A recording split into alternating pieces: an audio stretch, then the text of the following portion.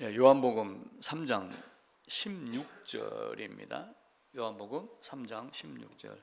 하나님이 세상을 이처럼 사랑하사 독생자를 주셨으니 이는 그를 믿는 자마다 멸망하지 않고 영생을 얻게 하려 하심이라.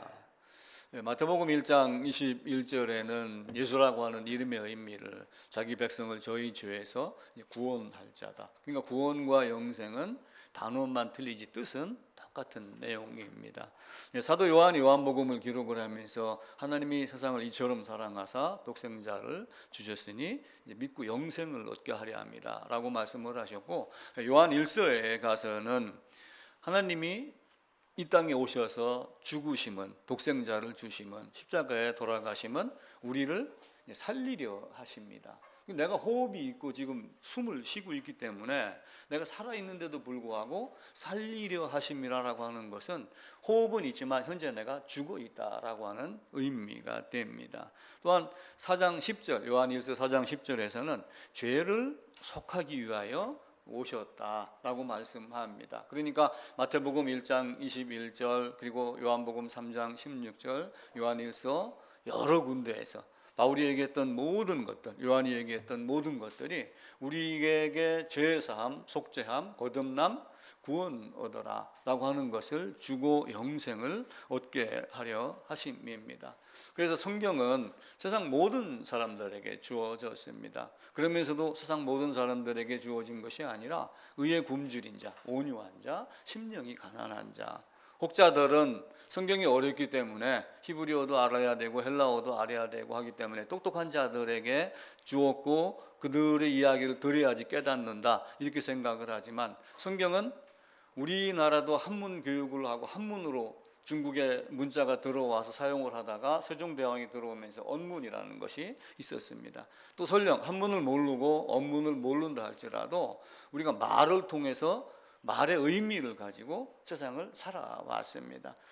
우리는 똑똑한 사람만이 성경을 보는 것이 아니라 죄에 있는 사람, 영생이 무엇인가 하고 내가 지금 죽어 있다는 것을 알았을 때 살고 싶은 자에게 성경의 말씀이 보이도록 해 주셨습니다. 그래서 늘 마태복음 5장에 있는 그 산상수훈과 마찬가지로 의에 굶주린 자가 되어야지 봅니다. 또 성경은 들을 귀 있는 자를 말씀을 합니다. 아무리 부자고 아무리 똑똑하다 할지라도 들을 귀가 없으면 마음에 새길 수 있는 마음판이 깨끗하지 못하면 마음에 새겨지지가 않습니다. 그래서 하나님 말씀은 어렵고 무섭고 힘들고 이런 것이 아니라 쉽습니다. 또한 우리의 마음을 하나님은 다 알고 계십니다.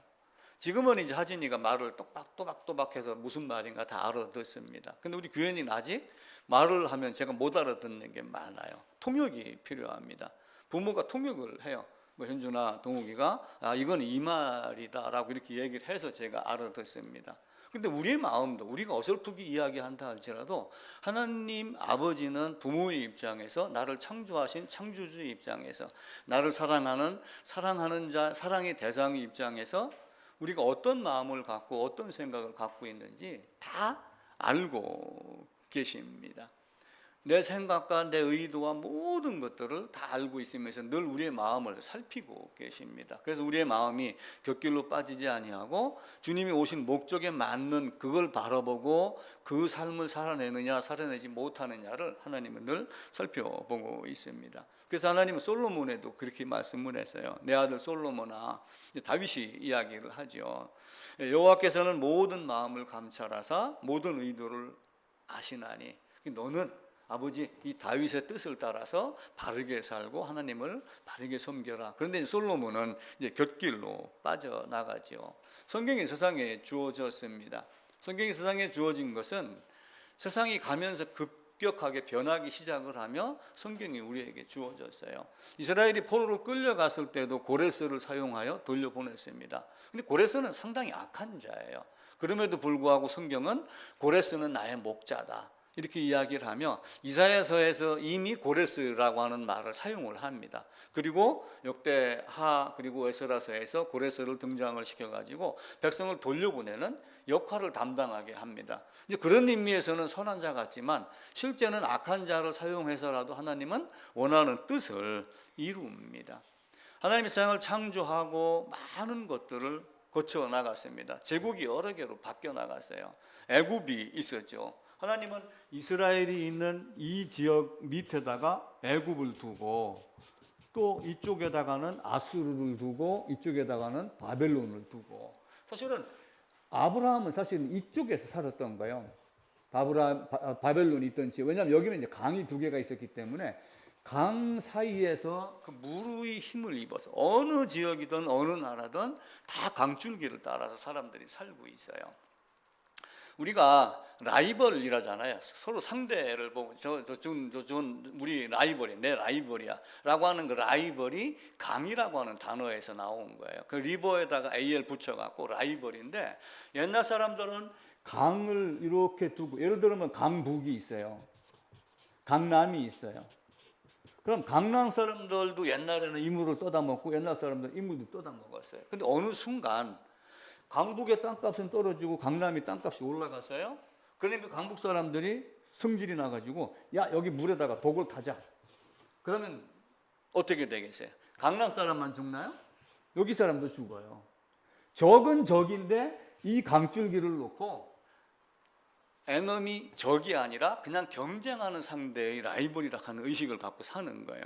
세상은 이렇게 많은 것들을 우리에게 가르쳐 줍니다. 애굽을 줬죠, 아수르를 줬죠, 나중에 바벨론을 줬죠, 그리고 여기다가 페르시아라고 하는 국가를 주었어요. 그리고 나중에는 로마를 줘가지고 이걸 모두 다 이 지중해 연안을 다 다스리게 한 거예요, 로마가. 그러니까 예수님의 복음이, 하나님의 사랑이 로마를 힘입어서 온 세상으로 퍼지기 시작을 한 거예요. 근데 그 이전부터 메소포타미아 문명에 있던 많은 것들이 애굽으로 들어가고 인도로 가고 중국으로 가고 이렇게 하면서 사실은 세계가 하나가 되기 시작을 하는 거예요. 그러니까 하나님의 말씀이 나름 야금야금 온 세상에 퍼지기 시작을 한 겁니다.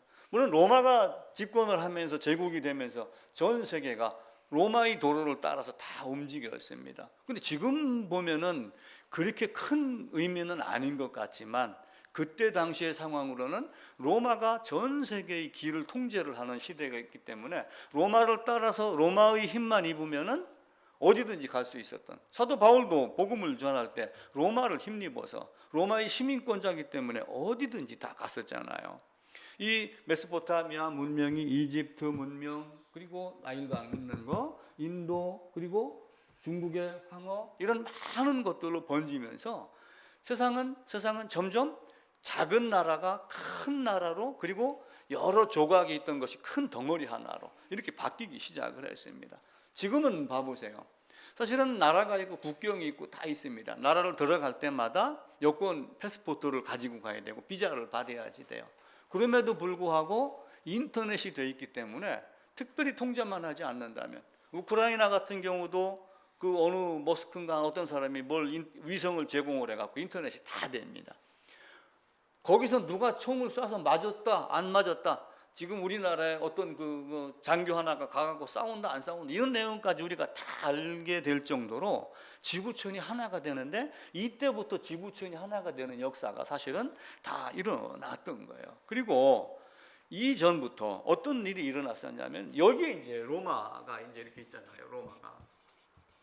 로마가 있고 이쪽에는 중국이 있습니다. 그러면 이 나라들이 이 지중해를 기준해가지고 여기에 이제 스페인도 있고 포르투갈도 있고 길쭉하게 튀어나와가지고 여기에 로마도 있고 그렇습니다. 근데 이때의 고대 사람들이 어떤 생각을 했냐면, 저 멀리 동쪽으로 가게 되면은 황금이 있는 황금성이 있다, 이런 생각을 하고 살았어요. 그래가지고 뭘 만들었어요? 길을 만들어 갖고 동쪽으로 가서 보니까 거기가 중국 땅이었더라. 제가 배포 자료에 그림을 이렇게 제일 앞 페이지에다가 나눠놨습니다. 그러니까 이집트 카이로, 저쪽 로마, 그리고 인도 쭉 거쳐가면서 실크로드라고 하는 것을 만들어 가지고 북경까지 이어지게 했어요. 그럼 북경까지 이어졌다면 조선에서 또 고려, 고구려 계속해서 어디하고 우리나라가 연결이 돼 있었어요?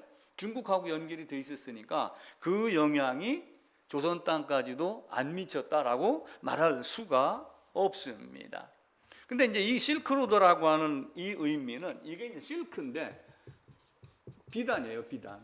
근데 이 길이 6,400km입니다. 엄청나죠? 서울 부산 500km입니다. 근데 6,400km가 되는 길을 나누고 서로 동서가 하나가 되게 한 거예요. 이게 이제 알렉산더가 이 영향을 한 겁니다. 이제 페르시아가 잡고 있을 때 그 페르시아를 없애고 알렉산더가 잡으면서 세계화가 이루어지기 시작을 했어요. 근데 이제 그때 당시는 실크로드라고 하는 말을 사용하지는 않았고 나중에 1800년대에 독일의 지질학자가 여길저기 다니면서 중국에 비단이 있는 것이 이쪽으로 갔고 로마의 문명이 또 중국으로 넘어왔다라고 해가지고 그 비단이라고 하는 단어를 사용해서 실크로드다 이렇게 이야기를 한 거예요. 그래서 한국의 역사학자들은 이 실크로드를 타고 이게 어디까지 왔냐 하면은 한국 땅까지 들어왔다, 경주까지 왔다 이렇게 이야기를 해요.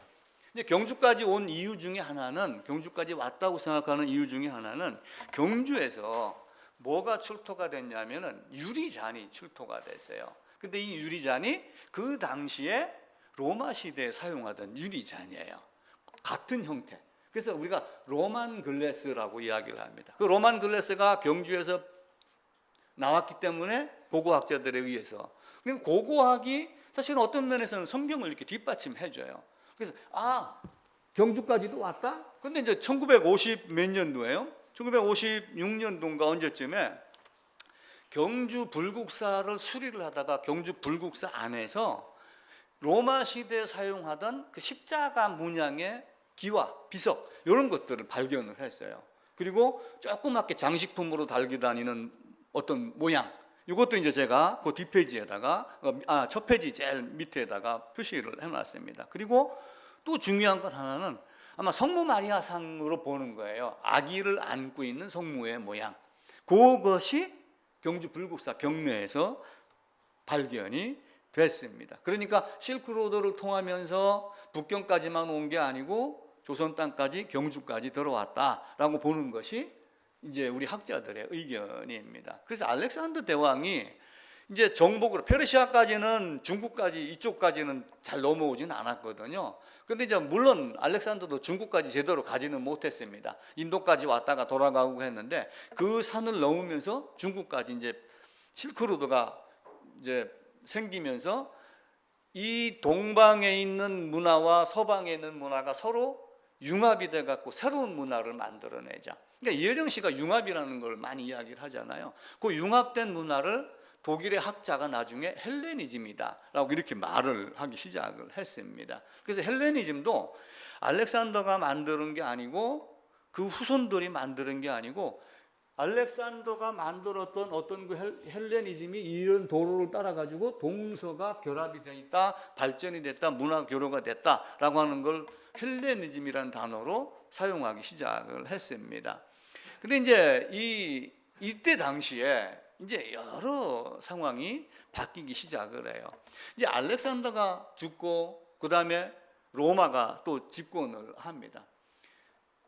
그러면서 성경에서는 큰 변화가 일어나요. 자, 성경을 보게 되면은 우리가 구약 말라기가 있어요.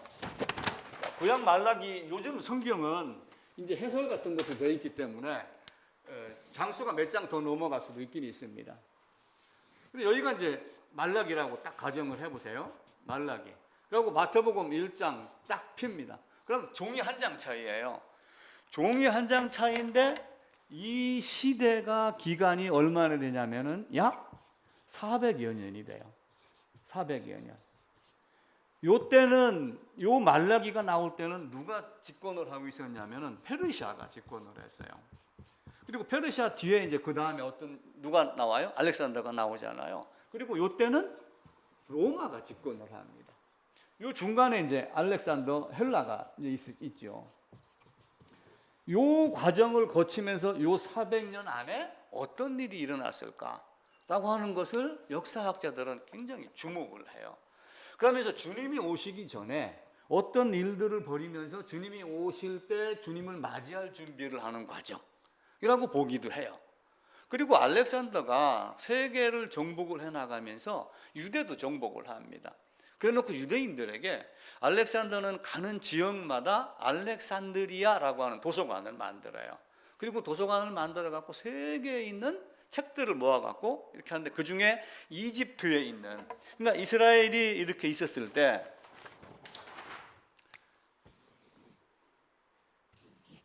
여기가 이제 이스라엘이에요. 유대 땅. 근데 요쯤에 이제 알렉산드리아라고 하는 도시가 있어요. 근데 유대인들 이쪽으로 이주를 시킵니다. 한 100여만 명이 산다 이런 말도 있고, 이 도시 자체가 한 20-30만 명인데 나머지는 노예다 이런 말도 있고 그래요. 근데 이제 이들이 알렉산더가 헬라 문화를 정착을 시키면서 가는 나라마다 자기 나라 말을 못하게 했어요. 여기에 있는 유대인들에게도 유대 말을 사용하지 못하고 헬라어 말을 사용을 하다가 보니까 어떻게 돼요? 히브리어를 다 까먹은 거예요. 히브리어가 사어가 된 거예요. 죽을 사자를 써가지고 히브리어가 이들에게는 없는 말이 돼요. 그런데 이 도서관 관장이 전 세계에 있는 책을 모으는 이런 취미가 있었다. 언젠가 한번 그런 얘기를 한번 드린 적이 있었죠. 그렇게 하면서 한편으로는 여기 있는 유대인들이 도서관장을 예를 들면 옆구리를 찔러가지고 구약 성경을 번역하자, 이렇게 했을지도 몰라요. 그 내용은 나오질 않지만 그렇게 하면서 요 400년 사이에 구약 성경, 모세오경 그 이전에 기록되었던 많은 선지자들이 한 말이 무엇으로 바뀌어요? 히브리어 성경이 헬라어 성경으로 바뀌는 거예요. 그러면서 성경이 전 세계로 다 퍼질 수 있는 세계화라고 하는 작업을 해요. 세계화 작업. 왜 그래요? 로마가 도로를 만들어 놓고 이 로마를 따라서 모든 길은 로마로 통한다라고 했는데, 알렉산더가 와가지고 헬라 말로, 헬라 사상으로, 헬레니즘으로 다 무장을 시켜놨는데 로마는 와서 도로를 뚫은 거예요. 그 와중에 성경을 헬라어로 만들어 놓고 로마의 길을 따라서 온 세상으로 성경이 퍼져나가게 했어요. 그럼 이것만 있었느냐? 그 전에 사람들의 사상을 깨우치기 시작을 했어요. 쉽게 얘기하면은 조금 지식이 덜 했던 것들을 지식이 있게, 생각하는 능력 없이 그냥 살다가 좀 생각하며 살게 하는 능력, 그때부터 등장한 것이 철학자들이 등장을 시작을 했어요. 이 철학자 중에 대표가 철학자들의 아버지라고 하는 사람이 탈레스라고 하는 사람인데, 이 사람은 BC 624년에 출생을 해갖고 545년도에 죽었는데, 한 10년쯤 뒤에 한쪽에서는 누가 태어났냐면 공자가 태어나요. 그러니까 세상이 이렇게 있으면서 이스라엘이 있고 애굽이 있고 여기 이제 유럽이 있습니다. 유럽이 있고, 그러면서 이제 이쪽에 중국이 있잖아요. 히말라야 산맥이 있기 때문에 잘 넘어가지는 못하지만 탈레스가 등장을 하고, 그러면서 이쪽에서는 공자가 등장을 하고 맹자, 순자, 노자 이런 사람들이 등장을 하는 거예요. 근데 탈레스가 죽고 나서 소크라테스, 플라톤, 아리스토텔레스 이런 사람이 등장을 하며, 요 아리스토텔레스는 알렉산더의 소년 때 스승이 돼요. 그러니까 이 사상을 이어받아 가지고 뭐가 나온 거예요? 헬레니즘이라고 하는 문화가 나온 거예요. 그러면서 동서가 서로 융합을 해서 새로운 문화를 만들어내자. 우리도 K-팝 이렇게 하듯이 서양의 어떤 춤과 작곡의 능력과 한국의 목소리와 끼와 춤과 이런 걸 다 어우러 가지고 K-팝 했듯이 헬레니즘이라고 하는 다른 것들을 만들어내는 거예요. 그러니까 요 안에 탈레스, 소크라테스, 플라톤, 아리스토텔레스, 공자, 맹자, 순자 이 사람들이 다 언제 사람들이에요? 요 시기에, 요 400년 사이에 활동했던 사람들. 그러니까 이때부터는 뭐가 나오는 거예요? 이성이 발달해. 사고력이 생겨요. 그리고 죽음이 뭐냐? 이 사람들을 통해 가지고 이 머리 안에는 영이냐 혼이냐, 영은 어디에 있느냐, 혼은 뭐냐, 이런 것들을 계속 따지게 한 거예요. 그러면서 한편으로는 제국이 있고 다스리는 자가 있고 포악한 자가 있고, 한쪽에서는 다스림을 받는 자가 있고 깨치민 자가 있고 그래도 아직 무식한 자가 있고, 그러면서 제국의 다스림을 받으면서 힘들어하는 자들도 있고, 이런 많은 환경으로 바꾸어 놓았습니다. 그때 우리 주님이 오신 거예요. 그러니까 알렉산더가 세상을 딱 만들어 놓고, 그리고 유대인들 헬라어 바꾸고 히브리어 성경이 헬라어 성경으로 바뀌면서 로마의 도로를 따라 전 세계로 퍼지게 하는 것, 이때의 모습이에요. 그리고 마태복음 1장에 가면은 예수님이 태어났다, 이름을 예수라 하라, 자기 백성을 저희 죄에서 구원할 자다. 그런데 주님의 성육신은 그래서 놀라운 거예요. 이미 오래전부터 메소포타미아 문명이 여러 문명으로 나뉘면서 사실은 주님이 오실 준비를 한 거예요. 단순하게 문명이 있었다, 뭐 어떤 이렇게만 생각할 것이 아니라 예수님 오심에 초점을 맞추면은 문화가 발전되면서 큰 나라로, 큰 덩어리로 통일화가 되는 게 보이는 거예요. 그 중에서 이제 가장 큰 역할을 알렉산더 헬레니즘이 했고, 그리고 로마가 도로를 따랐는데 이 로마의 도로도 굉장히 넓습니다. 그리고 포장된 도로라고 그렇게 이야기를 해요. 제가 그 로마 폼페이를 한번 간 적이 있었는데, 폼페이를 가니까 마차 2대가 지날 정도의 도로인데 평평한 돌로 도로를 깔아놨더라고요. 그러니까 로마가 도로를 깔아놓은 이유는 사실은 성경이 전파되게 하기 위함이 아니에요.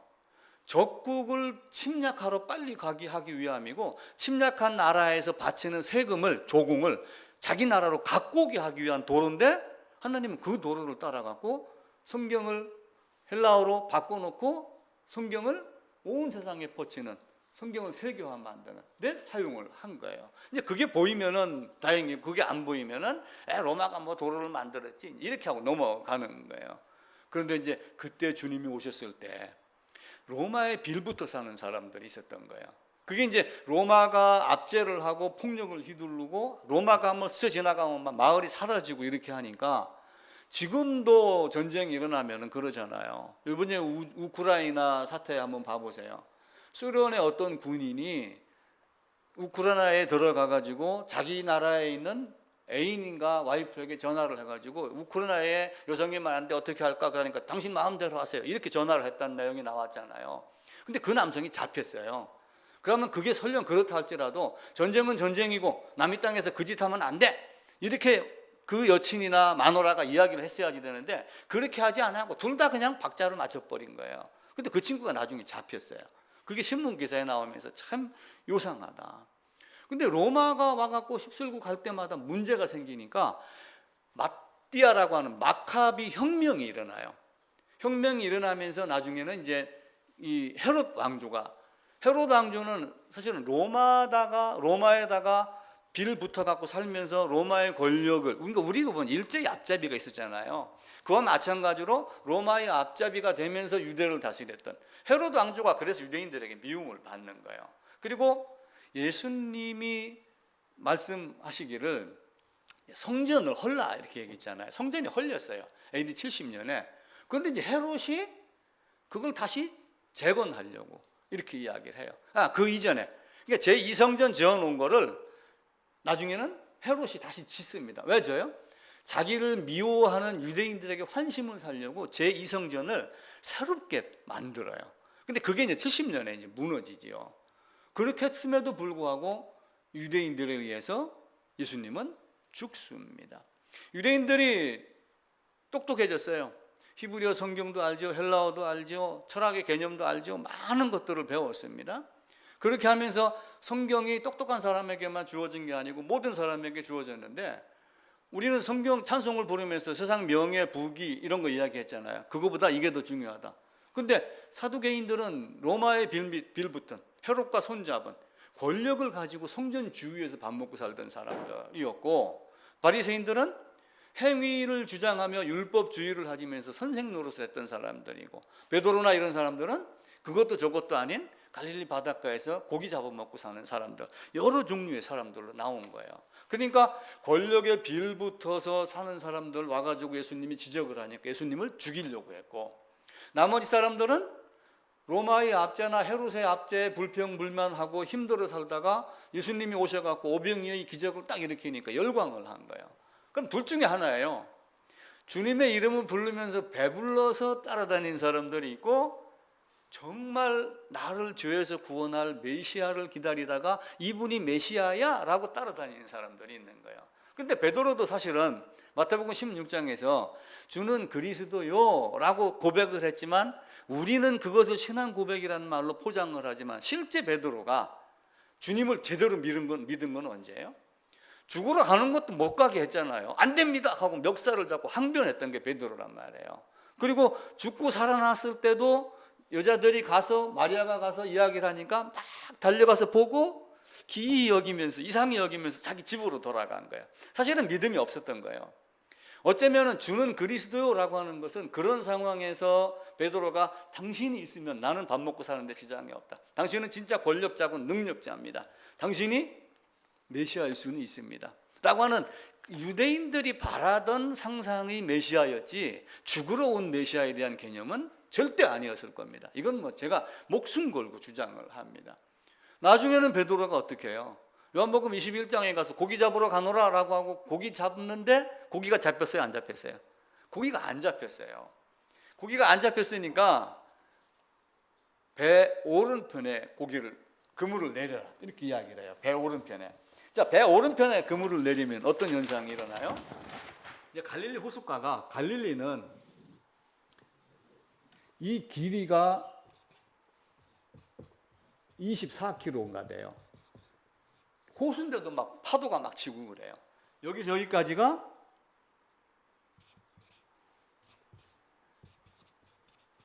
12km예요.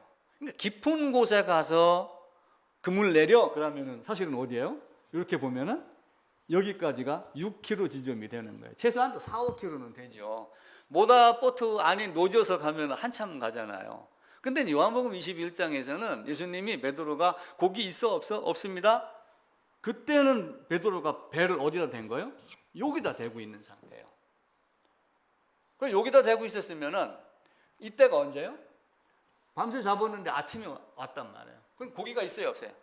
없습니다 했단 말이에요. 그러니까 배 오른편에 던져라. 여기다 던지는 거예요. 그럼 이때가 아침 일찍 새벽 이제 그물 정리하는 아침이란 말이에요. 그럼 이때의 물고기는 어디가 있겠어요? 이때의 물고기는 따뜻한 수온이 따뜻한 곳에 가 있어요. 밤에는 물고기가 다 어디로 가요? 여기로 간단 말이에요. 물고기가 여기서 놀고 있는 거예요, 이렇게. 근데 오른편에 던지라 했는데 고기를 끌어다가 그물 안으로 집어넣는 거예요. 이게 누가복음 5장에 가면은 나중에 이제 이들이 고기를 잡아갖고 밖으로 나왔는데 고기가 또 없어요. 그러니까 이제 예수님이 뭐라고 얘기하냐면 깊은 데로 가서 고기를 잡아라 이렇게 말씀을 하셔요. 그래갖고 제자들이 빨빨거리면서 여기 가가지고 그물을 내리니까 고기가 많았어요. 근데 이때 아침인데 그물 내려 6km를 가면은 여기는 언제예요? 점심때예요. 그죠? 그러면은 수온이 태양은 여기서 이렇게 찌면은 물이 적은 냄비가 빨리 끓어요? 물이 많은 냄비가 빨리 끓어요? 적은 냄비가 빨리 끓죠? 여기는 물이 얕으니까 여기 온도보다 더 높단 말이에요. 그럼 물고기가 어디로 가 있어요? 이쪽으로 가 있단 말이에요. 그러니까 물고기가 없는 데다가 그물 내려, 물고기가 없는 데다가 그물 내려. 두 번을 반복을 하신 거예요. 그러니까 베드로가 그때 그분이었구나라고 아는 거예요. 요한복음 21장에서.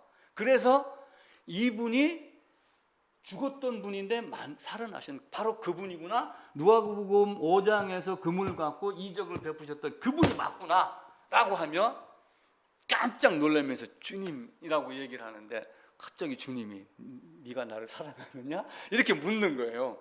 베드로에게는 어떤 일이 있었어요? 그동안에? 안 돼. 나 주님 몰라. 그렇죠? 이런 일들이 비일비재했던 거예요. 그리고 예수님이 부인한 자기를 쳐다보니까 통곡을 하며 울었어요. 그러다가 죽고 살아난다는 걸 말은 들었는데 실제 무덤이 비었는데도 이런 일이 있을 수가 없지. 이렇게 되는 거예요.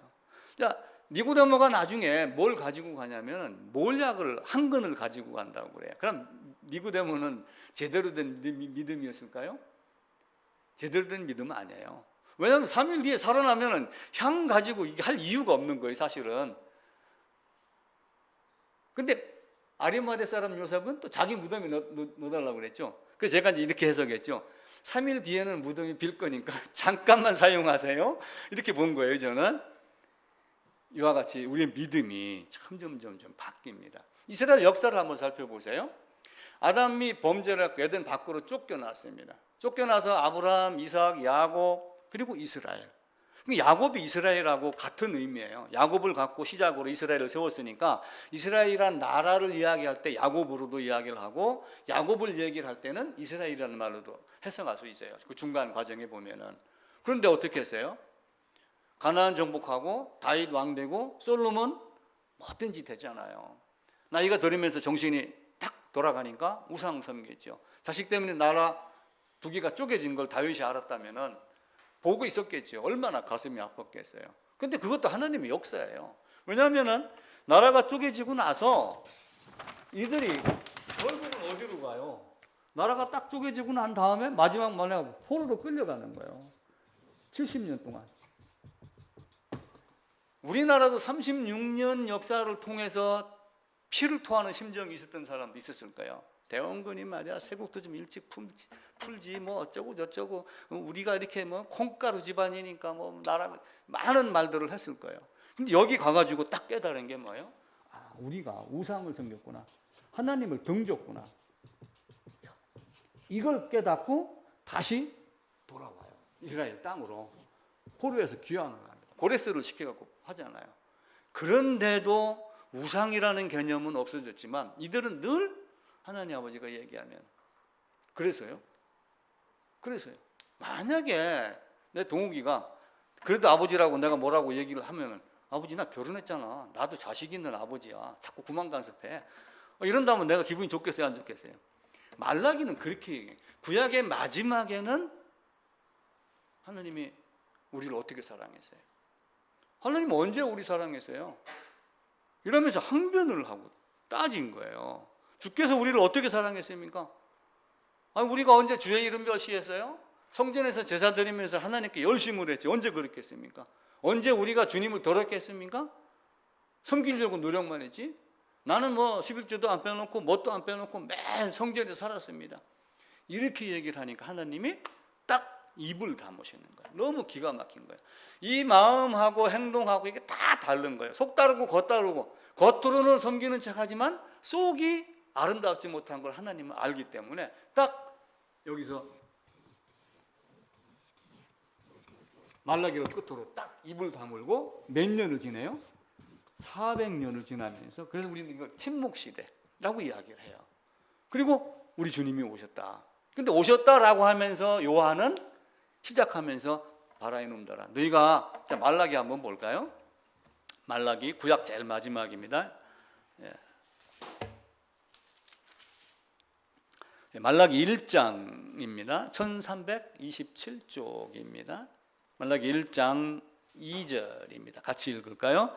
여호와께서 이르시되 내가 너희를 사랑하였노라 하나 너희는 이르기를 주께서 어떻게 우리를 사랑하셨나이까 이러면서 거부합니다. 7절에도 보면은 우리가 어떻게 주를 더럽혔나이까 이렇게 하면 또 항변을 해요. 이런 모습을 보고 요한은 마태복음과 마가와 누가와 다르게 하나님이 세상을 이처럼 사랑하사 그 세상을 나를이라고 하는 단어로 바꾸는 거예요. 하나님이 나를 이처럼 사랑하사 독생자를 주셨으니 영생을 주게 하려. 너희에게 지금까지의 영생은 제사로 양의 제사로 소와 번제와 화목제와 속죄제 속건제 이걸 통하면서 훗날 내가 완성을 해야지 이것이 완성이 되는 차용, 가불 어떤 이런 제도를 빗대서 제가 설명을 하면서 복음을 너희에게 방법을 너희에게 율법으로 너희에게 가르쳤지만 이제는 진짜 내가 세상을 사랑하사 이렇게 왔다. 내가 죽으러 왔다. 자, 그럼 예수님이 나를 위해서 죽으셨습니까? 죽으셨어요? 그럼 죽어서 사랑입니까? 사랑했기 때문에 죽었습니까? 1번이에요, 2번이에요. 이쪽 거죠? 사랑했기 때문에 죽는 거예요. 우리는 잘못하면 죽었기 때문에 사랑이다 이렇게 생각을 하지만 사랑했기 때문에 죽는 거예요. 그 죽으러 오셨을 때의 그 마음은 얼마나 비참하겠어요. 아버지는 왜 나를 여기로 보냈습니까? 나 이 자리 가기 싫습니다. 그런데 아버지의 뜻이라면 가겠습니다가 우리 주님의 마지막 기도였잖아요. 나를 사랑했기 때문에 나를 위해서 죽은 것 그리고 이 땅에 오셔서 나를 구원하기 위하여 나를 살리려 그리고 나를 죄 없이 암을 하려고.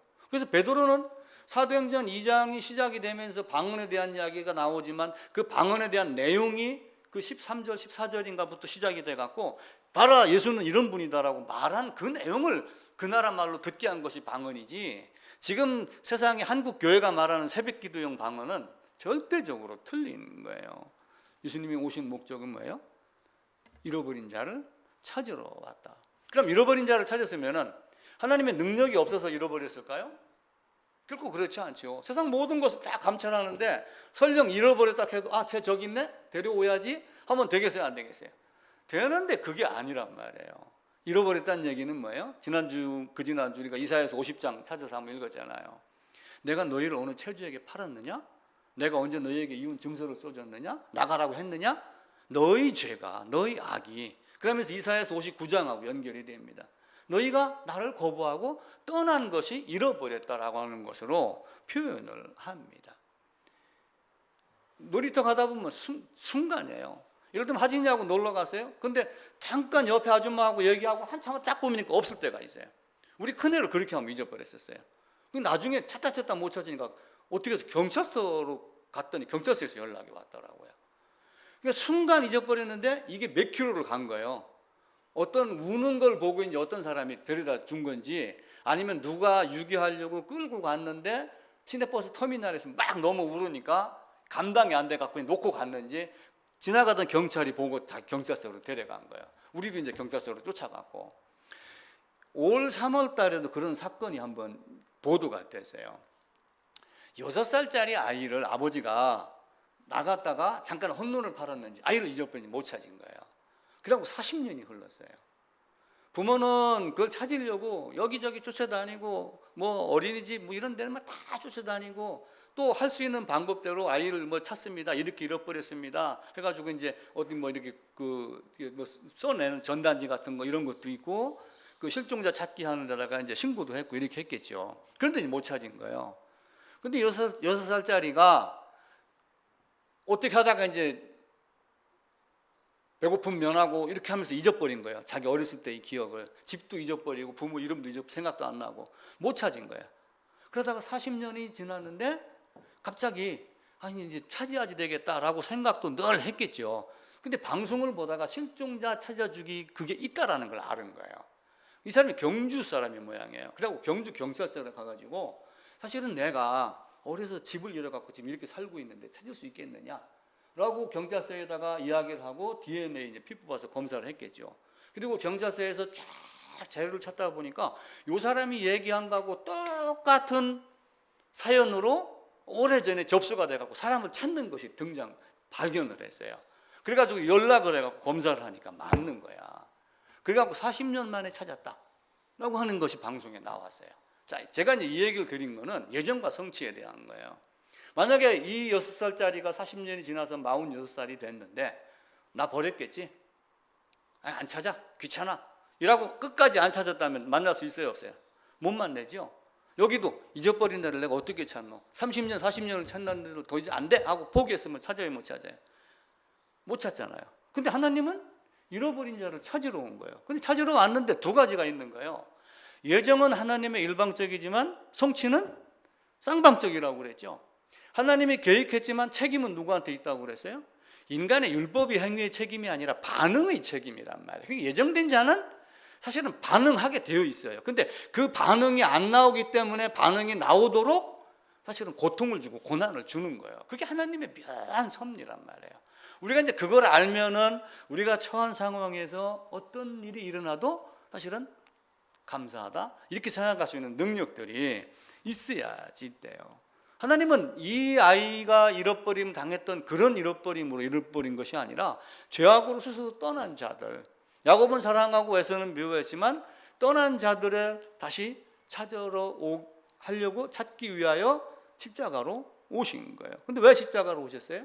죄를 졌으니까 죄값을 치러야죠. 죄를 지은 자는 반드시 죽는다가 하나님 법이기 때문에 그걸 해결하려면은 공의란 말이에요. 그래서 공의라고 하는 단어 의미를 여러 번 말씀드렸죠. 공의. 공의로 심판한다. 공의는 뭐예요? 어느 누구도 예의 없이 공정하고 공평하고 공개적으로 어느 누구도 예의 없이 동일한 조건 하에서 심판하는 것이. 그럼 아담이 떠났으면 아담의 후손들은 다 뭐예요? 다 공의의 심판을 받아 지옥에 갈 사람들이에요. 근데 누구는 예정했고 누구는 안 한 그 신비를 우리가 다 알지는 못하지만 나는 집을 떠난 자입니다. 아버지 집에 돌아가야 되겠습니다. 라고 하면 탕자에 대한 이야기를 하잖아요. 돌아가야 되겠습니다. 라고 하고 돌아갔을 때 아버지는 사실은 아버지가 돈이 없었겠어요?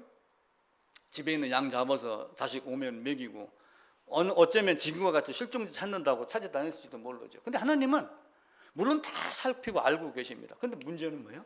네가 살려주세요, 살려주세요 라고 하면서 쫓아오길 바라는 거예요. 영화 봐보세요. 미국의 뭐 공군들 뭐 이렇게 전쟁터에 나갔다가 비행기가 뭐 추락한다든지 할 때 조종사가 살아남습니다. 그러면 이제 그 조종사를 구출하러 가요. 그러면은 만약에 비행기가 수색을 합니다. 그럼 어떻게 해요? 수색하는 걸 보고 나무 밑에 앉아서 이렇게 하고 있나요? 아니에요. 영화를 보면은요, 그들은 산 꼭대기로만 올라가요. 나무 없는 데로 올라가고, 나무가 많으면 나무 위에 올라가서 가지를 치고, 바위산에 올라가가지고 우통을 다 벗어갖고 메리아스를 막 흔듭니다. 그럼 비행기에서 그걸 바라보는 거예요. 이 두 개가 다 맞이하지 되는 거예요. 그러니까 하나님은 온 세상을 다 살피해서 알지만 한편으로는 인간에게 그걸 요구를 하는 겁니다. 내가 너희를 팔았느냐? 아니면 너희가 나가지 않았느냐? 전능하신 하나님은 다 알고 계시고 또 율법으로 가르쳤기 때문에 그 율법을 내 대신, 그 대신이라는 건 뭐예요? 그냥 내 대신 했으니까 대신했으니까 네가 먹는 것도 대신, 돈 쓰는 것도 대신, 이 개념이 아니에요. 대신이라고 하는 그 대신의 어떤 사람 안에서 내가 죽는 것이 대신이란 뜻이란 말이에요. 그러니까 대신은 놀라운 연합의 비밀이 있는 거예요. 근데 그 연합의 비밀을 제대로 알지 못하고 예수님이 내 대신 죽었어, 내 죄 다 가져가서 이렇게만 얘기하면은 그냥 입술의 신앙밖에 안 되는 거예요. 왜 내 대신이야지 돼? 대신 죽는 그 대신이라고 하는 그분 안에 내가 죽는 모습이 보였을 때 참 신앙으로 바뀌어 나가는 겁니다. 그래서 성경은 크게 따지면은 두 사람 얘기예요. 누구 얘기예요? 에덴에서 범죄한 첫사람 아담. 성경은 고린도서에서 첫사람 아담이라고 이야기를 하잖아요. 그리고 마지막으로 여기서 와가지고 마지막 아담, 둘째 아담. 요 게임이에요. 요거 가는 거. 이 가는 거 안에 수많은 사건과 사람과 이런 역사가 있으니까 자꾸 사람들이 다른 데다가 눈을 돌리는 거예요. 물론 부가적으로 배우면 좋습니다. 환경을, 배경을 이해를 하면 더 좋죠. 그러나 궁극적인 목적은 뭐예요? 요거 하는 거. 요거 딱 하나예요. 더 이상 바랄 게 없는 거예요. 근데 이게 한번 딱 들어서 아냐? 그렇지는 않아요. 맛있는 건 먹으면 먹을수록 맛있어요. 예를 들면 군인들에게 지금은 상황이 좋으니까 그렇지는 않지만 옛날 군인들 빵 하나 사주고 초코파이 하나 주고 짜장면, 제일 논산훈련소 아니면 군부대에 있는 친구들에게 소원 한 가지 물어라. 휴가 가면 제일 먼저 뭐 하겠냐? 뭐예요? 짜장면 먹는다는 거예요. 그럼 그 짜장면을 휴가 내내 한 달 먹어도 질리겠어요? 한 달 뒤에 끊어진다는 거 생각하면 안 질리게 먹어요. 묘하게도 하느님의 말씀은, 구원의 복음의 말씀은 일평생 매주일 얘기해도 한 개도 질리지가 않아요. 근데 이제 사람들은 자꾸 다른 걸 찾으니까 엉뚱한 방향으로 흘러가는 거예요. 이 로마의 복음이, 지중해에서 이렇게 있던 이 로마의 복음이 온 세상으로 펼쳐집니다. 이 로마가 만드는 세상 모든 길이 약 8만 킬로 정도가 된다고 그래요. 엄청나죠? 8만 킬로. 그러다가 나중에는요, 이 로마를 따라가지고 이게 이제 영국이 여기 있고 유럽이 이제 이렇게 있단 말이에요. 그럼 사도 바울이 요 지역을 주로 전도 여행을 했어요. 근데 사도 바울의 소원은 스페인으로 가는 거였어요. 근데 그때는 땅덩어리가 좁고 멀리 못 나가고 바다를 보고 끝에 나가면 물 빠져 죽는, 낭떠러지 떨어져 죽는다고 생각했던 시기였으니까 사도 바울도 아마 그 수준을 못 넘었을 거예요. 지구는 둥글다? 이거 뒤에 이제 나오겠죠, 그죠? 물론 둥글다가 욥기서나 보면 찾았으면 됐는데 바울 그 몰랐을 거예요. 왜냐하면 나는 서바나로 가는 것이 마지막인 줄 알았어요. 서바나가 땅 끝인 줄 알았단 말이에요. 그런데 어떻게 돼가요? 이 복음이 유럽 전역으로 퍼지면서 영국에서, 나중에는 어떻게 돼요? 영국에서 미국으로, 보스턴으로, 그리고 미국에서 이렇게 해가지고 한국으로, 중국으로, 그리고 돌아가면 끝. 그래서 백투더 예루살렘, 그 얘기를 하는 거예요. 백투더 예루살렘. 지구본 돌려보면 뻔합니다. 계속 서진. 앞으로는 우리나라보다 중국이 더 큰일 할 것이다. 이렇게 생각하는 사람들도 있어요. 이만큼 복음은 로마를 따라서 또 지금은 인터넷을 따라서 엄청난 빠른 속도로 전 세계로 이렇게 퍼져나가고 있습니다. 그래서 인자가 온 것은 배송물로 대신 자기를 주기 위함이다. 그냥 입술의 고백이 아니라 너 진짜 죽었어? 이걸 묻는 거예요. 근데 그걸 제대로 대답을 못하면 되겠어요, 안 되겠어요? 먹어본 사람은 짜장면 맛이 있던 없던 짜장면 맛은 이래 당당하게 이야기를 합니다. 근데 중국집 유리창 너머로 구경한 사람은 뭐라고 말을 표현하긴 하는데 이게 거짓이 들통이 나요. 먹어본 사람과 먹어보지 않은 사람, 서울 가본 사람과 가보지 않은 사람. 우리는 최소한도 뭘 해야 되냐면 3분 스피치는 해야 돼요. 3분 스피치라고 예수는 이런 분이야 라고 만인 앞에서 3분 스피치 할 정도의 능력을 계속 키워줘야지 됩니다. 근데 이게 이제 일평생 우리가 해야 될 일이에요. 근데 이제 그걸 하면서 그 다음에는 뭐래요? 그걸 힘입어서 살아내고 여러 환경 거치면서 겪은 것 간증하고 교제하고 이렇게 하면 이것 때문에 내가 살아낸 거야. 내가 뿌리가 나를 보존하는 거야 라고 하며 복음에 대한 이야기를 계속 하는 거예요. 내가 온 것은 세상을 이처럼 사랑하사 독생자를 주셨으니 영생이라고 이야기를 하죠. 배포자료 43페이지 보면은 성경 구절 몇 개 제가 적어놨습니다. 내가 온 것은 양으로 생명 얻게 하고 또 풍성히 얻게 하고 세상을 구원하려 함이고, 그러면서 아버지께서 내게 하라고 주신 일을 다 하려고 왔다. 나의 양식은 나를 보내신 이의 뜻을 행하는 것이다 라고 하며 요한복음 마지막 끝부분에 가서 요한복음 19장 30절에 가서는 다 이루었다. 다 이루었다는 뭐예요? 다 이루었다? 십자가에서 다 죽었다? 이게 아니라고 그랬죠. 다 이루었다는 뭐예요?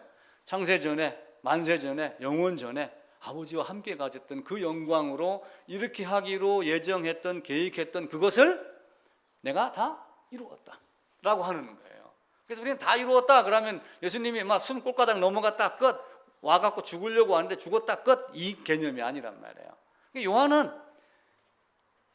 마태, 마가, 누가보다도 더 뚜렷하게 하나님의 사랑을 요한복음에 기록을 하면서 우리에게 가르칩니다.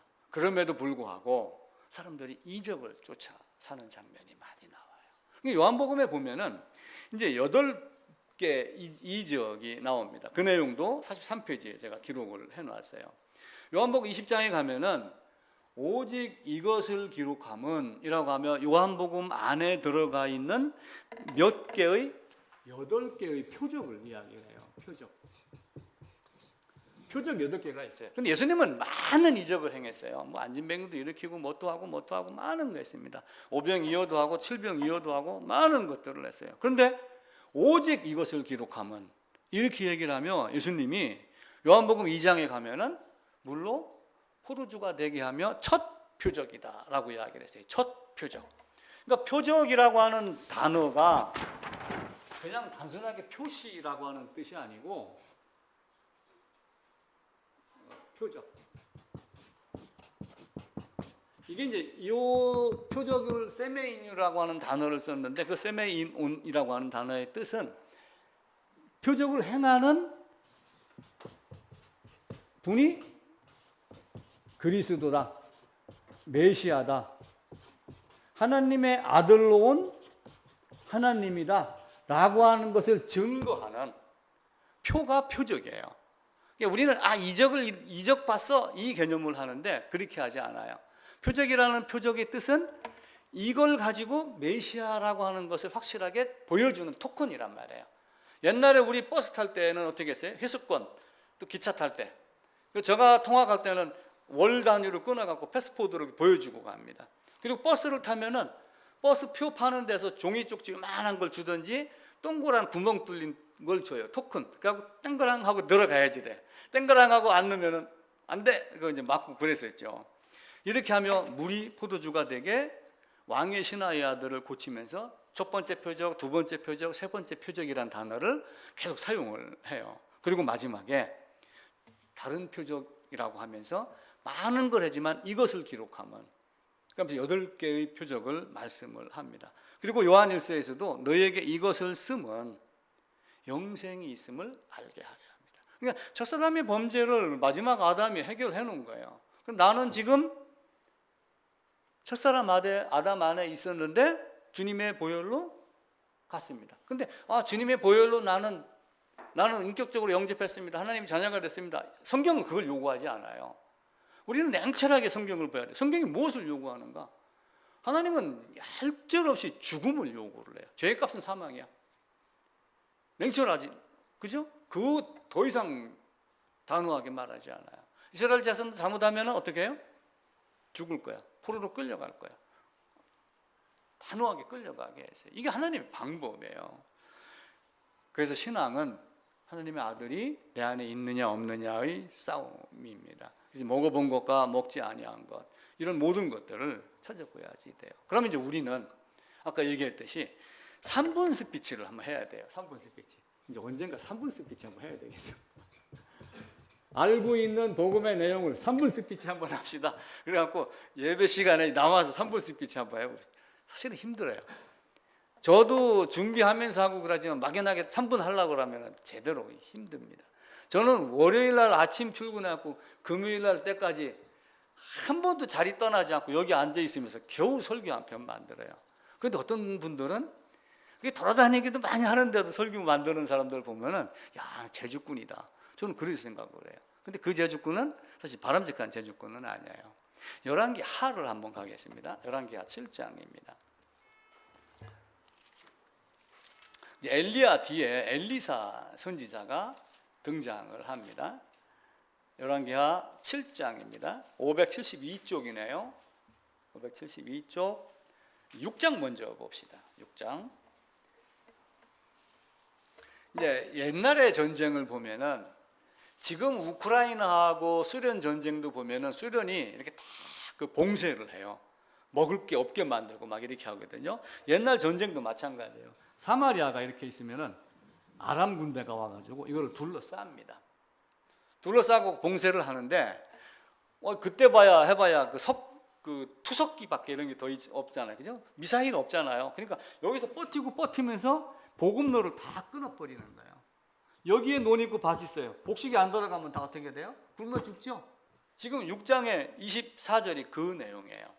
아람 왕 베나닷이 그의 온 군대를 모아 올라와서 사마리아를 에워싸니 성중이 크게 줄여서 나귀 하나에 얼마, 비둘기 똥 4분의 1갑에 은 5사겔 이렇게 하면서 물가가 폭등한 걸 이야기를 해요. 돈을 주고도 살 수 없어요. 아니 산속에 들어가면 내 지갑 안에 있는 5만 원짜리 100장이 불쑤시개밖에 더 되겠어요? 아무것도 아니죠. 그런데 어떤 현상이 일어나요? 28절에 보면은 이르되 무슨 일이냐 하니 여인이 대답하되 이 여인이 내게 이르기를 내 아들을 내놓아라. 우리가 오늘 먹고 내일은 내 아들을 먹자. 이 내용이 레위기 26장에 이미 말씀을 하셔요. 너희가 내 말을 제대로 듣지 아니하면은 자식을 잡아먹는 경우까지 이를 것이다. 레위기 26장에 그 말씀을 해요. 근데 실제로 이게 일어난 거예요. 그래갖고 먹을 게 없고 배가 고팠는데 둘이 오늘은 네 새끼 잡아먹자. 내일은 내 새끼 잡아먹게. 가위바위보? 오케이. 네 새끼 뭐 잡아먹었어요. 썰어 먹은 거예요. 그러니까 이튿날 돼서 야 이제 저쪽에서 그래 오늘은 네 새끼야? 그러니까 너 새끼 없어. 안 돼. 숨겨놓은 거예요. 그 이야기를 왕한테 가가지고 왕이요. 이 우리 둘이 이렇게 했는데 내 새끼는 먼저 잡아먹었는데 오늘 되니 이놈이 오리발 내밀고 있습니다. 어찌하오리까? 이게 열왕기하 6장에 있는 내용이에요. 레위기 26장에 미리 예언을 해놓은 거예요. 말 안 들으면 이렇게 될 것이다. 근데 하나님은 그대로 이야기를 해요. 근데 이제 7장으로 넘어갑니다. 근데 이제 그때 상황에 엘리사가 등장을 해가지고 내일 이맘때 하루 지나면은 소고기 한 근에 지금 오늘 아침에 오다 보니까 경유가 휘발유값하고 똑같아요. 옛날에 경유 기름값 싸다고 경유 쓴 사람들 많이 있잖아요. 똑같이 됐어 지금. 그런데 갑자기 내가 원주 시민 여러분 내일 이맘때 경유값이 휘발유보다 1,000원 싸집니다. 제가 이렇게 얘기를 했다고 해보세요. 그럼 이런 정신 나간 놈 이렇게 했겠죠. 엘리사가 내일 이맘때 되면은 폭등했던 가격이 동전 한 입 갖고도 살 수 있다. 이렇게 이야기를 해요. 그러니까 사람들이 왕이 에이 하늘이 뚫어져 갖고 하늘에서 쏟아붓지 않으면 어찌 그런 일이 일어났겠느냐 이렇게 한탄을 합니다. 그때 이제 문둥이들은 어떻게 살았어요? 성 안에 살았어요? 성 밖에 살았어요? 문둥이들은 성 밖에 살았잖아요. 같이 못 살아요. 다 산골짜기. 요 성문 안에 성문 이렇게 있는데 여기는 이제 아람 군대가 있다는데 문둥이들이 여기 이제 4명이 이렇게 있어요. 야, 우리는 여기서도 양식이 있고 여기서도 못 구하고 어차피 죽을 인생. 이 아람 군대 본진이 있는 진영으로 차라리 가가지고 항복하자. 그러면은 우리를 살려줄 것이다. 우리 이왕이 죽어도 내일 죽어도 오늘 좀 배 터지게 먹고 죽자. 이렇게 하면서 이들이 어디로 가냐면 아람 군대가 있는 진영으로 갑니다. 열심히 갑니다. 근데 나병 환자들의 특징이 뭐예요? 살이 뭉개지잖아요. 뼈 마디가 막 부딪힙니다. 그 뼈가 부딪히면서 걸었을 때 이 고통은 말도 못해요. 성경에는 막 소리가 나는 걸로 삐그덕 소리 나는 걸로 이제 상황을 이해하게 만들어냅니다. 행간에 보면은 이들이 여길 쭉 걸어가는데 아람 군대에서 여기 있는 사람들이 탱크가 몰려오는 소리, 비행기 막 포탄 터치는 소리, 이를 들어서 이런 소리가 들리게 한 거예요. 막 겁이 질려갖고 갖고 있던 건 모두 다 놔놓고 쉽게 얘기하면 알몸으로 몸뚱이만 다 도망간 거예요. 이 4사람이 가서 보니까 아무도 없어. 아무것도 없어. 양식은 쌓여 있죠. 금은 보아도 그대로 있죠. 그래가지고 이들이 무슨 생각을 했어요? 배 터지게 먹고 금은 보화를 자기가 아는 장소에다가 다 숨겨놓고서 아이고 이제 우린 살았네. 저놈들은 굶어 죽겠지? 아마 이렇게 생각을 했는지 모르죠. 그런데 갑자기 이런 마음이 드는 거예요. 9절입니다. 나병 환자들이 그 친구에게 서로 말하되 우리가 이렇게 해서는 아니 되겠다. 오늘은 아름다운 소식이 있는 날이거든. 그 아름다운 소식이 있는 건 뭐예요? 예수님이 오셔서 큰 기쁨의 좋은 소식, 가난한 자는 부하게 되고 굶주린 자는 배부르게 해주겠고 먹을 걸 얘기하는 게 아니잖아요. 그 날이 된 오늘같이 즐거운 날이 없는데 우리가 침묵하고 있다? 그럼 하나님께 징벌을 받는다. 이 기쁜 소식을 어떻게 할 것이냐? 가서 전하자. 그래놓고 이들이 어디로 가요? 다시 성 안으로 들어갑니다. 이제 군대는 다 도망가고 없는 거예요. 그랬더니 안 믿어. 이 안에서 첩자를 보내갖고 살펴보고 나중에 다 도망가고 없는 걸 아는 거예요. 제가 말하는 핵심은 이 4명에 대한 거예요. 죽든 살든 가보자. 여기는 안 돼. 기독교도 사실은 그 마음으로 장망성을 떠난 거예요. 가보자. 가자. 가갖고 뭘 만난가요? 주님을 만나고 다시 돌아와서 끌고 철로 역정의 길을 갑니다. 그럼 이 사람들 어떻게 해요? 가서 만났어. 땅에 감추인 보화를 만난 거예요. 그럼 보화를 만나서 캐냈어요. 이 보화가 바닷물 같다고 생각해 보세요. 바닷물 온 인류가 와가지고 매일 한 드럼씩 가져가도 말라요, 안 말라요? 그대로예요. 그대로죠. 주님의 복음은 그거하고 똑같은 거예요. 이 좋은 날, 이 좋은 소식을 나만 알고 있으면 안 된다. 가서 굶주린 백성에게 전하자. 사도 바울이 그 얘기를 하는 거예요. 당연히 할 말을 담대히 하라. 내가 이 땅에 온 거 하나님이 나를 구원하여 보내준 것은 이 복음을 전하게 하려 합니다. 에레미야 선지자는 내가 이 말을 하지 않으면 내 심정이 답답하여 미칠 것 같습니다. 그래서 우리는 뭘 해야 돼요? 3분 스피치를 해야 되는 거예요. 내가 만난 그것이 아람 군대에 가서 얻은 그 정도의 딱 능력이 마음에 잡혔다면 가서 외치야지 되는 거예요. 우리 한번 생각해 봅시다. 주위에 내 아는 친구들에게 얼마만큼 그걸 이야기하고 설명을 했는가. 오히려 그들이 얘기하는 것에 설득당할 뻔하다가 빠져나온 적이 있는가. 이런 것까지 우리가 고민을 해봐야지 돼요. 예수님 복음을 헛되게 하면은 안 됩니다. 우리는 담대함을 가지고 세상에 사는 건 그러할지라도 복음은 이거야 라고 하면서 정확하게 얘기를 하고 마지막에 가져가야 될 게 뭔가 이걸 정확하게 얘기할 수 있는 능력이 있어야지 돼요. 대신 죽는 것은 정말 어렵습니다. 예수님의 대신 죽음은 완전히 고깃덩어리로 변하는 거예요. 예수님의 몸뚱이가. 아무리 예수님이라고 그러지만 인성을 잊고 사람으로 오셨기 때문에 매달아 놓고 채찍 맞고 고생하고 그러면 똥오줌 싸고 다 그럽니다. 알몸으로 뺏겨지면 수치 없겠어요? 모든 거 다 걸리죠. 옛날에 그 고대 그 아테네 시인이 쓴 어떤 그 비극적인 소설이 하나가 있는데 어떤 사람이 죽을 병에 걸렸어요. 근데 죽을 병에 걸렸는데 누군가가 대신 죽으면 살아나요. 그러고 자식도 있고 가정도 살리고 그래야 되니까 마누라가 내가 대신 죽을게 하고 죽은 거야. 근데 이제 이 마누라도 죽을 때 자기 시아버지한테, 시아버지는 이제 얼마 못 살잖아요. 길어봐야 1년, 2년. 시아버지가 좀 대신 죽으면 안 됩니까? 시아버지가 뭐 화를 내면서 내가 왜 죽어? 죽는 게 그렇게 힘이 드는 거예요. 내일 죽을지라도 오늘 누군가를 대신해 죽을래? 그러면 죽는 게 쉬워요? 안 죽어요? 안 죽잖아요. 그 죽은 걸 알고 아들이 살은 걸 알고 아버지가 와가지고 잘 살았다. 그 아버지한테 아들이 따집니다. 아버지는 아버지가 됐으면서 곧 있으면 죽을 건데 그 죽어주면 안 돼요? 아버지는 또 이야기합니다. 난 네 낳고 키우고 재산 물려주고 다 했는데 죽기까지 해야 되냐? 아버지 아들하고 막 싸우는 거예요. 제가 이제 그 이야기를 딱 보면서 뭘 깨달은 거예요? 내일 병으로 죽을지라도 오늘 불어 목숨을 내놓는 것이 그만큼 어려운 거예요. 예수님의 대속은 영원전부터 계획한 것. 예수님도 그 자리 가기 전까지 주님 땀방울이 핏방울이 되어서 나올 정도로 혈관이 터져갖고 그 기도를 하면서 그 죽음에 대한 두려움을 갖는 거예요.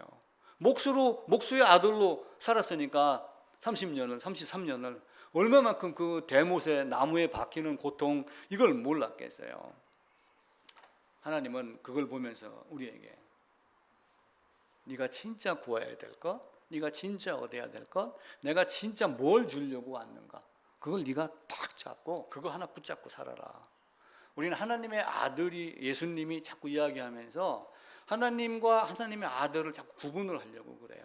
근데 하나님의 아들 하나님이라고 얘기를 하세요. 삼위 하나님 우리가 얘기를 했잖아요. 삼위 하나님 한 분 하나님인데 아들의 위격으로 왔다. 그러니까 육신을 입고 왔지만 그분은 하나님이에요. 로마서 9장 5절에 가면은 예수님이 그들의 조상에게서 나셨으나, 그러니까 로마서 1장에 가게 되면은 다윗의 혈통으로 나셨으니까 육신으로는 조상들에게 난 게 맞아요. 그런데 그는 하나님이다라고 딱 바울이 못 박아요. 그러니까 바울과 같은 특별한 사람을 사용해서 하나님 우리에게 그걸 알려주는 거예요.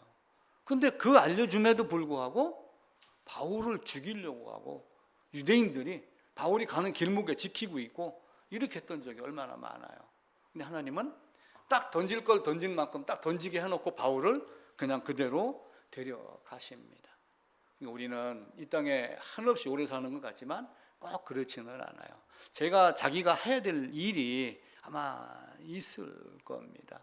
정리를 하면은 성경은 모든 사람에게 주어졌지만 죄를 깨닫는 사람, 의에 굶주린 온유한 사람, 심령이 가난한 자만 보이고 들리고 깨닫게 이렇게 해준 성경입니다.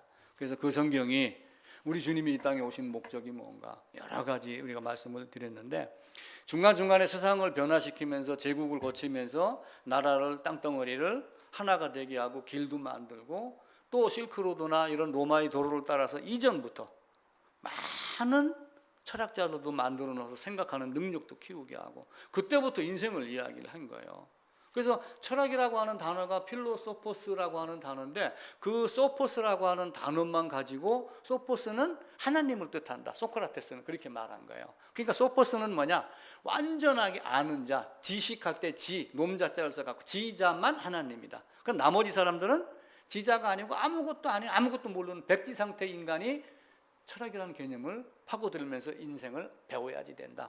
이쪽에서는 공자, 순자, 맹자만 수많은 사람들이 나오잖아요. 공자에 관한 책을 한번 봐보세요. 공자 논어 이런 거 봐보세요. 우리 사람 사는 얘기, 인생에 대한 얘기 50, 60, 70, 이순 이런 거 얘기하는 거예요. 그럼 이순 살고 70 살아서 뭐 살았어? 뭐 가지고 살았어? 뭘 가지고 할 거야? 이런 거 다 물어요. 그런 상황에서 주님이 딱 오셔가지고 내가 그야. 너희가 그렇게 바라고 깨닫기를 원했던 그가 바로 나야 라고 왔는데 우리는 그렇게 하지 않는 경향이 너무 많이 있습니다. 그래서 우리는 성경을 보면서 첫사람 아담과 둘째 사람 아담, 요 두 간격 끊어진 것, 요거 하나 있는 것, 이것만 철저하면은 남을 따라 살 이유가 한 개도 없어요. 없으면 없는 대로 살면 되고 있으면 있는 대로 살면 되죠. 그렇게 하다 살다 보면은 마지막 날 진짜 아름다운, 죽음이 두렵지 않는 그런 모습으로 바뀔 것입니다.